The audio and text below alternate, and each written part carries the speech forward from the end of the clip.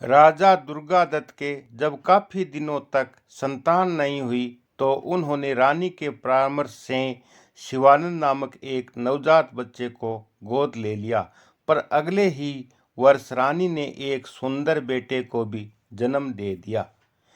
रानी का सारा ध्यान अब उसकी अपनी कोख से जन्मे बेटे चंद्रदत्त पर रहने लगा। इसके विपरीत राजा का स्नेह दोनों बच्चों के प्रति बराबर बना रहा।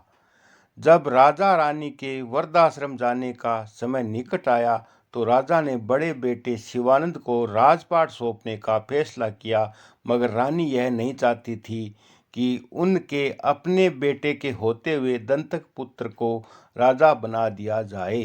रानी ने चंद्रदत्त को राजा बनाने की गुहार लगाई। राजा अपने व सौतेले के भेद में नहीं पड़ना चाहते थे, इसलिए एक दिन रानी और प्रजा की उपस्थिति में उन्होंने नए राजा के चुनाव के लिए अपनी बात रखी।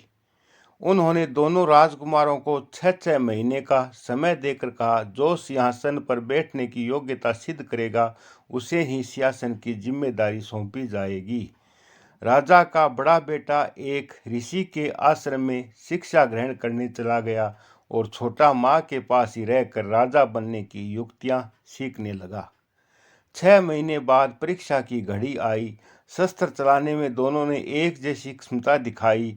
इस तरह मुकाबला बराबरी पर रहा। राजा ने निर्णायक परीक्षा लेने का फैसला किया। दोनों को एक एक बीमार व्यक्ति के साथ रहने और उनके उपचार करने का निर्देश दिया गया।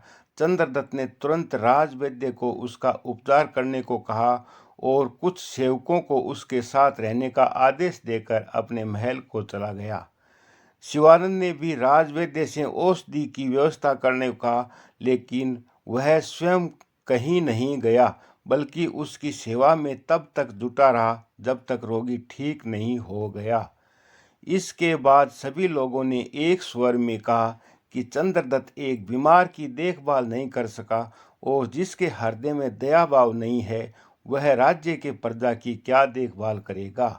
तथा शिवानंद ने दया भाव दिखाते हुए बीमार की सेवा स्वयं ने की है, इसलिए उसे ही राजा बनाना चाहिए।